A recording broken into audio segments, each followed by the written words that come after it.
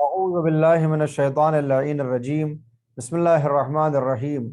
अल्हम्दुलिल्लाहि रब्बिल आलमीन। अस्सलातु वस्सलामु अला सय्यिदिल अंबिया वल मुरसलीन व अला अहलि बैतिहि तय्यबीन अत्ताहिरीन व लअनतुल्लाहि अला अअदाइहिम अजमईन। हाज़िरीन सामीन, आज माह मुबारक रमज़ान का 29वां दिन कि जिस दिन खुदावंद करीम से हम कुछ इस तरह से दुआ करते हैं। बिस्मिल्लाहिर्रहमानिर्रहीम। अल्लाहुम्मा गश्शीनी फ़ीही बिर्रहमह वरज़ुक़नी फ़ीही तौफ़ीक़ा वल इस्मह व ताहिर क़ल्बी मिन ग़याहिबित तुहमह या रहीमम बिइबादिहिल मुमिनीन। बारह इलाहा, इस महीने में तू मुझको अपनी रहमत में ढाँप ले और इस महीने में मुझको तौफ़ीक़ और हिफाजत अता फरमा और मेरे दिल को गलत ख़यालात की तारीकियों से पाक व साफ़ फरमा। ऐ बंदगाने ईमानी पर रहम करने वाले। मुसलसल माह मुबारक रमज़ान में मुख्तसर दुआओं के ज़रिए हमने अपने वजूद, अपने नफ्स को बेहतर बनाने की दुआ खुदावंद आलम से की है। ये दुआ उसी वक्त पूरी होती हुई नज़र आएगी कि जब हमारी अपनी भी कोशिश और काविश हो कि हम अपने अल्फाज को अमली जामा पहनाने के रास्ते पर कदम उठा लें। यानी एक तरफ हम सिर्फ ज़बान से दुआ करते रहें मगर मैदान अमल में अपने अंदर कोई तगय्युर और तबद्दुल लाने की कोशिश न करें तो फिर ये दुआ काबिल कबूल होने वाली नहीं है। लिहाजा जब हम ये कहें कि माबूद हमें तेरी रहमत चाहिए तो असबाब रहमत को तलाश करने की ज़रूरत होगी। जब हम तौफ़ीक़ और इस्मत तलब करें तो फिर ये महसूस करें कि अल्लाह ने हमें इस्मत और तौफ़ीक़ अता कर दी है और फिर इस इस्मत के बाद गुनाहों की तरफ हमारे कदम न उठें। इसी तरह से अपने क़ल्ब को पाकीज़ा और तारीकी से निकालने की हमने आज की दुआ की है कि गलत ख़यालात और तारीकियों से मेरा दिल पाक हो जाए। तो हमको कोशिश भी करना चाहिए कि अपने क़ल्ब और अपने रूह रवा के अंदर गलत ख़यालात को पैदा न होने दें। आज 29 माह मुबारक रमज़ान तमाम हो गई है और इंशाअल्लाह आज या फिर कल के रोज़ चाँद फलक पर होगा और अगले दिन हम ईद उल फित्र के आमाल व अफ़आल को अंजाम देंगे। ईद उल फित्र के लिए जो सबसे अहम मसला और सवाल पूछा जाता है और पेश किया जाता है वो खुद फितरे को लेकर है। फितरा क्या है, कितना निकाला जाता है, कैसे निकाला जाता है, ये तमाम चीज़ें हम आपकी खिदमत में पेश करने की कोशिश करते हैं। सबसे पहले कि फितरा कितना होना चाहिए। ये सबको मालूम है कि इंसान के यहाँ जितने भी अफराद काम करते हैं जो उसके नानखोर महसूब होते हों, यानी उनकी ज़िम्मेदारी उनके सर हो, तो फिर तमाम अफराद के लिए 3-3 किलो गेहूँ या आटे की सूरत में या फिर उतनी ही मकदार में पैसा उस मुस्तहक़ तक पहुँचाना होता है कि जो ज़कात के मुस्तहक़ीन का एक हिस्सा हो। यानी जिनको हम आम ज़कात दिया करते हैं उन्हीं को ये ज़कात फ़ितरा भी दिया जाएगा। 3 किलो फ़ितरा देने का मतलब ये है कि मसलन आप इस वक्त जो आटा या गेहूं खाते हैं उसकी कीमत कितनी है पर किलो, उसको हम 3 से मल्टीप्लाई करेंगे। जो पैसा आएगा उसको हम फ़ितरे की सूरत में मुस्तहक़ तक पहुँचाएँगे। फ़ितरे को लेकर बहुत से सवाल व जवाबात होते हैं। आयतुल्लाह अल उज़्मा सिस्तानी दामत बरकातों से जो इस्तिफ़्ताआत किए गए हैं वो आपकी खिदमत में मैं पेश कर रहा हूँ। पूछने वाले ने सवाल किया, क्योंकि इन्हीं सवालों में हमारे अपने भी सवाल पोशीदा रहते हैं।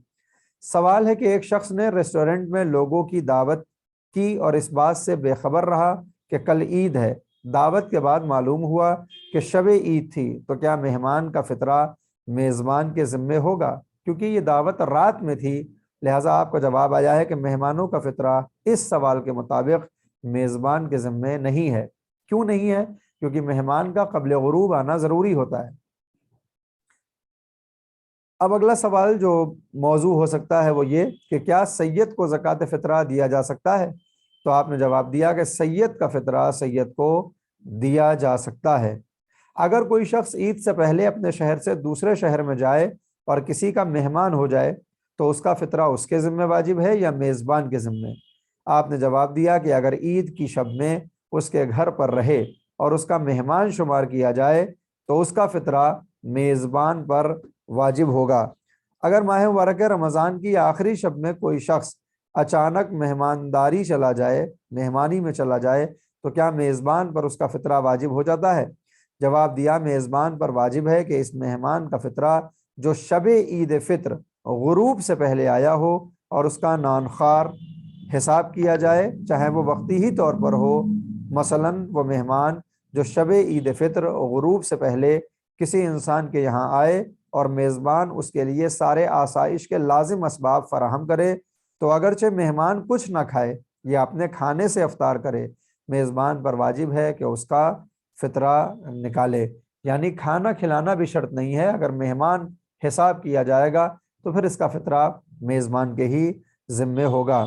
اور اگر مہمان شب عید فطر غروب کے بعد وارد ہو اور اس کا نانخوار ہو چاہے موقتاً شمار ہو، تو احتیاط واجب کی بنا پر میزبان اور مہمان دونوں مہمان کا فطرہ ادا کریں گے۔ یہ بربنائے احتیاط واجب ہے کہ اگر غروب کے بعد آ رہا ہے تو پھر دونوں نکالیں گے، بربنائے احتیاط واجب۔ البتہ اگر ان میں سے کوئی ایک دوسرے سے وکالت لے کر ایک فطرہ ادا کرے تو دونوں کی طرف سے کافی ہوگا، لیکن وہ مہمان جو عید فطر کی شب صرف افطار کے لیے دعوت ہوا ہے، اس پر نانخوار ہونا صادق نہیں آتا، اس لیے اس کا فطرہ میزبان پر نہیں ہے۔ عام طور پر شب عید مسجدوں سے افطاریاں خالی ہوتی ہیں، یعنی مسجدوں میں کوئی افطار کا کھانا نہیں بھیجتا ہے، اس ڈر سے کہ اگر میں نے افطار بھیجا تو میرے اوپر فطرہ واجب ہو جائے گا۔ آیت اللہ العظمیٰ سستانی نے وضاحت کی ہے کہ صرف اس طرح سے افطار کرا دینے سے کسی کا فطرہ کسی پر واجب نہیں ہوتا جب تک کہ اس کا نانخوار یعنی اس رات اس کی ذمہ داری کا پورا ذمہ وہ اپنے سر نہ لے لے۔ فطرہ کن افراد پر اور کن چیزوں پر واجب ہے، یہ بنیادی سوال ہے جس کا جواب ہے عید الفطر کی چاند رات اور غروب آفتاب کے وقت جو شخص بالغ اور عاقل ہو اور فقیر نہ ہو یا کسی کا غلام نہ ہو تو ضروری ہے کہ اپنے لیے اور ان لوگوں کے لیے جو اس کے یہاں کھانا کھاتے ہوں، ہر شخص کے لیے ایک سا، جس کے بارے میں کہا جاتا ہے کہ تقریباً 3 کلو ہوتا ہے، ان غذاؤں میں سے جو اس کے شہر یا علاقے میں استعمال ہوتی ہو، مثلاً گیہوں، آٹا، چاول وغیرہ مستحق شخص کو دے، اور اگر ان کے بجائے ان کی قیمت نقد پیسے کی شکل میں دے تب بھی کافی ہے۔ اور احتیاط لازم یہ ہے کہ جو غذا اس کے شہر میں عام طور پر استعمال نہ ہوتی ہو وہ نہ دی جائے۔ پھر سوال ہے کہ فطرہ کن کو دیا جائے؟ فرمایا کہ فطرہ مومن کو دیا جائے گا، جس کے اندر یہ شرطیں ہوں گی وہی فطرے کا اہل ہوگا۔ مومن ہو، لینے والا اسے حرام میں خرچ نہ کرے، بس اگر گناہ میں خرچ کرے تو نہ دیا جائے، بلکہ احتیاط واجب کی بنا پر اگر اس کو دینا گناہ اور قبیح کاموں میں مدد شمار ہو تو بھی نہ دیا جائے، اگرچہ حرام میں خرچ نہ کرے۔ اور اسی طرح احتیاط لازم کی بنا پر جو شخص نماز نہیں پڑھتا یا شراب پیتا ہے یا کھلے عام گناہ کرتا ہے اسے بھی نہ دیا جائے۔ تیسری شرط کہ اس کا خرچ فطرہ دینے والے پر واجب نہ ہو، جیسے فرزند اور والدین، دائمی زوجہ، ان کو بھی فطرہ ہم اپنا نہیں دے سکتے، لیکن اگر خود ان افراد پر کسی کا نفقہ واجب ہو تو اسے دیا جا سکتا ہے۔ مثلاً والد کی کوئی دوسری بیوی ہو جس کا خرچ والد پر واجب ہے، اسے دے سکتے ہیں۔ سید نہ ہو، پس سید کو زکوٰۃ فطرہ نہیں دیا جا سکتا، ہاں اگر دینے والا خود سید ہو تو سید کو دے سکتا ہے۔ سوال ہے کہ فطرہ کس وقت نکالنا لازم ہے؟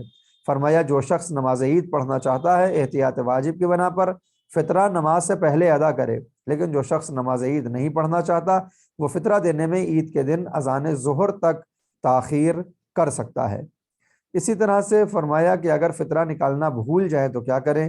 اگر مکلف جان بوجھ کر یا بھولے فطرہ عید کے دن ظہر سے پہلے جدا نہ کرے، احتیاط لازم کی بنا پر اس کا واجب ساقط نہیں ہوگا، بلکہ اسے قربت مطلقہ کے قصد سے ادا اور قضا کی نیت کیے بغیر نکالنا ہوگا۔ یعنی یہ فطرہ کسی طرح سے معاف نہیں ہوگا، اگر ہم نے نہیں دیا ہے وقت پر تو بعد میں ادا اور قضا کی نیت کیے بغیر یہ فطرہ ہم کو نکالنا ہوگا۔ امید کرتا ہوں کہ فطرے کے متعلق جوابات آپ تک پہنچ گئے ہوں گے۔ اگر اور بھی سوال ہوں تو آپ اپنے کمنٹس میں پوچھ سکتے ہیں، انشاءاللہ آپ کے جواب کل تک پیش کر دیے جائیں گے۔ وآخر دعوانا ان الحمد للہ رب العالمین۔